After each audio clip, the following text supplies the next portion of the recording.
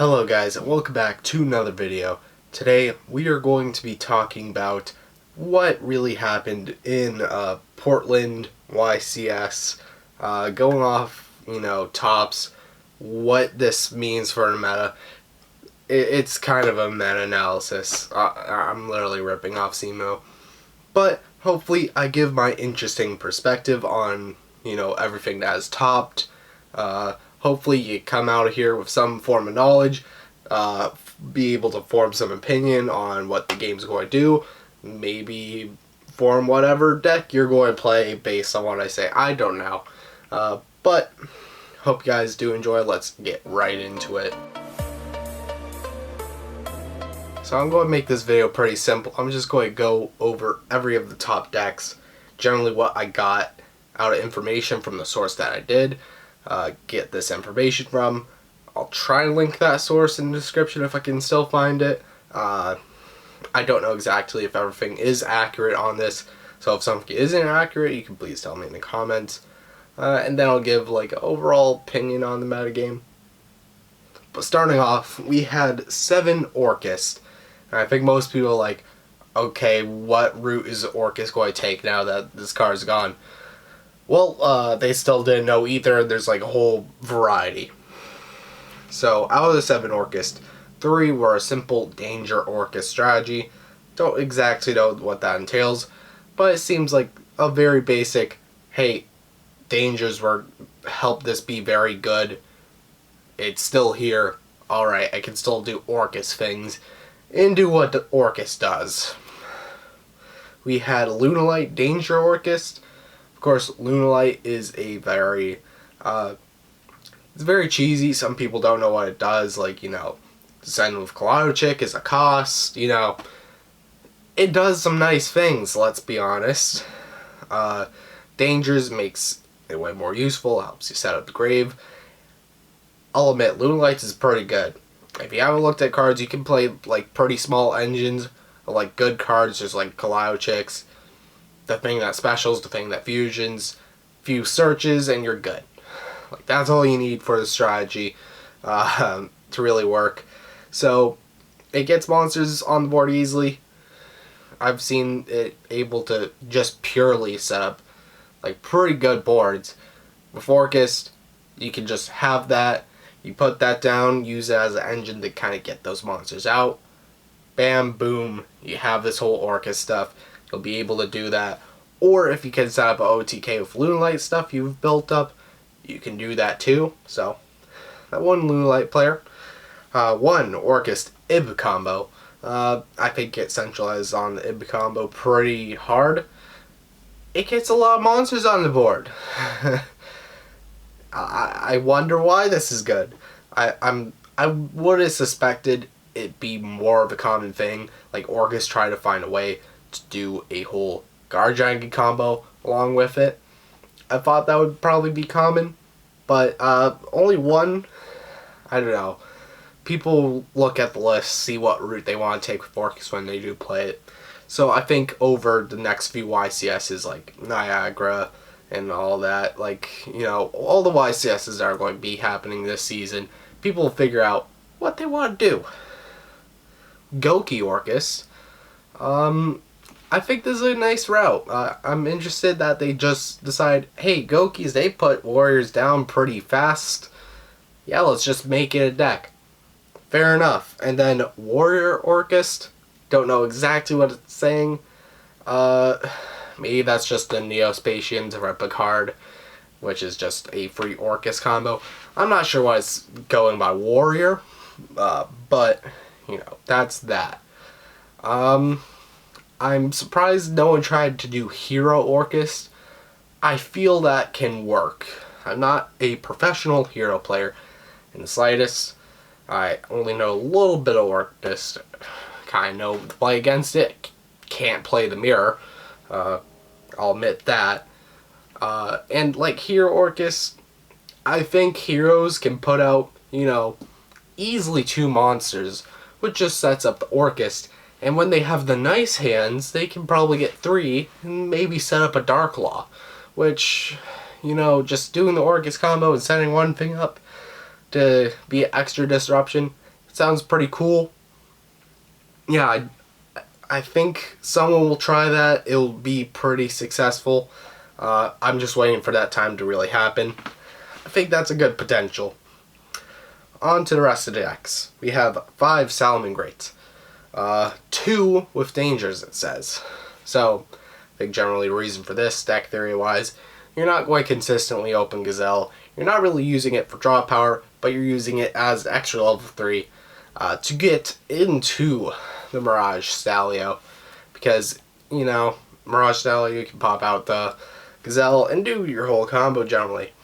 And dangers, they don't make too much confliction because you do have more graveyard effects. Like if you open the Jaguar, you can get that discarded, summon the Snake, and you'll have the Jaguar ready. You don't have to like dump it with the Gazelle. You can use that for something more powerful like the Roar. This does make sense. I'm not sure on the whole discarding 1 card from your hand to attemptively summon these cards. I'm not really sure on that.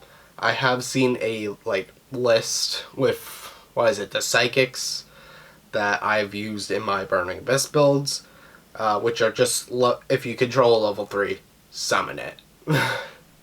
I think it's just, they're very guaranteed. You just inherit summon, boom, perfect. It does help synchro plays if you're going to be playing the wielder. If you have something you want to do with that, I don't know. I do like that more. I think the dangers are a little weird choice. So we're going to see how Salamangreats adapt with their pretty hard hits that they got on the last ban list. We have 5 Sky Striker. Yeah, multi-roll and Ghost Ogre kind of sucks, but if it doesn't get popped, oh, so you're exactly the same, aren't you? Yeah, that's a good representation of Sky Strikers. It has a bit more of a Achilles heel, but what it truly is in essence hasn't changed since the last ban list, so it's understandable to see it get 5. 4 Endymion Pendulum. I think this was a bit more overhyped. That's why I think he got a lower count than I think people would suspect. Pendulums are very powerful. I think they are probably the most harsh strategy to go up against as a rogue player. I think for rogue decks it's really harder to make it through these boards. More meta decks may have a little better suited time, unless you're Sky Striker, so you can't really stare down Endymion that well. Rogue decks may have a harder time. I'm not sure on this. You can tell me your opinion on that in the comments. But Endymion Pendulum, I think it was expected, so people were ready for it. They researched exactly what to hit, hand trap wise, and they were making sure they were prepared. Again, they still have a good amount of weaknesses, and in the side deck, they can be very, very hurt, like stuff like anti-spell and all of that. It's just an inherent flaw that even if Pendulum was a tier 0 possible thing, there's enough side deck choices to make sure it will stay only in a tier 1 range. Then there is 4 Crusadia Thunder.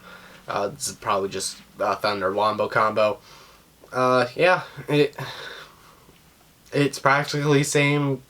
Doing guard dragging combos a little bit hit, but for Crusadias, very easy to manage. 2 Altergeist. Of course, DZeef, I think one of the tops, right? I think everyone's talking about that. DZeef's one of the tops, so dope for him. He's doing well for himself with Altergeist. Altergeist, I think it did drift away for a while, and I feel a lot of people did forget about what Altergeist did, even though it was not that long of a time ago. Maybe only, I think at the start of the year it really fell off. I think that's when I fell off from playing it, at least. That's when the strategy fell off. People are starting to forget what exactly it does. I tried to negate something when Protocol was up. I even played a deck for at least a year. So that's kind of sad of me. to forget that. But, you know, I did. And I think a lot of people do forget all the stuff that Altergeist does.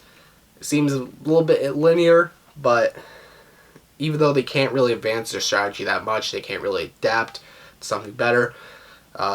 Under a good pilot, Altergeist can still do well. One Thunder, just said Thunder, separate it from Crusader Thunder. So is this pure? I'm going to guess it's pure.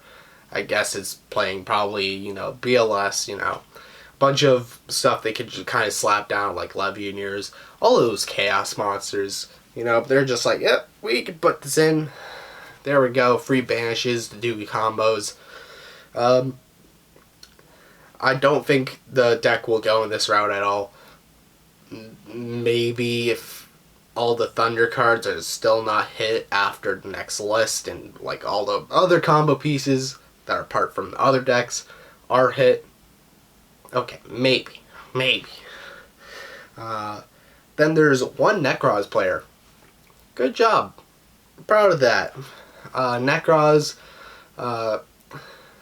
it's a sleeper deck. It still is pretty powerful. It can get shut down by a few floodgates, which is annoying. You know, respect, it does take a lot of skill to first learn exactly how to play against the meta when it comes to Necroz. And the fact to actually do well in an event with Necroz. I knew they made it to the top 16. I looked at the list and yeah, good job. You did well. One Subterra player, I would expect it to be more with like 3 Super Poly. Jesus, Subterrors are very, very annoying. I feel, at least in locals, if you got the Subterra player, you're just like, oh god, can I not be matched up against him? It's like, I don't want my stuff being flipped down. He just flipping his stuff, pancaking it all the time. And then the Super Poly, once you have stuff that is not face down, it's like, okay. Alright, I don't want to play this anymore. But one Subterror, I would have suspected to be more. Maybe it was a bit overhyped and that's why people, you know, sided for it. I guess it's a manageable strategy to react to once you know it's there and if you're playing a certain strategy. For, you know, the rogue deck that I've been playing, it doesn't really have too much counterplay to Subterror. So that's why it's a bit of a hard matchup for me. Maybe the other people are just like, oh, you're an idiot. It's this easy. Twin Twister, boom, you're... I don't know. You tell me if Subterror is an easy matchup. Then one that was super hyped because it made it to second place. Rank-Up-YGO. Is it meta? No. I'm not taking anything away from the player. You made it to second place with Rank-Up-YGO. And let me tell you, people can go literal brain dead when they see something that isn't meta. Like legit, True Dracos, you think it's an easy matchup. They literally tribute their trap card, pop the 8,000 attack normal summon, and they can't do anything, right? Well, guess what? I went to regionals back when I was playing Dark World. It's like, okay, what did you lose to? It's True Draco player. He's a pretty good True Draco player, too. He's like, Rank-Up-YGO. I'm like... So I'm the only one who lost to a credible meta deck that like combo, and I didn't play hand traps because that's how my deck worked. So I was like, alright, I could have had that Rank-Up-YGO matchup and that would have been nice. But no. It was wasted on a True Draco player who didn't know, hey, tribute the trap. Pop the big monster. I don't know. People, I think, will be looking into it. I don't think it's going to sneak its way in. It has got enough support, really helpful.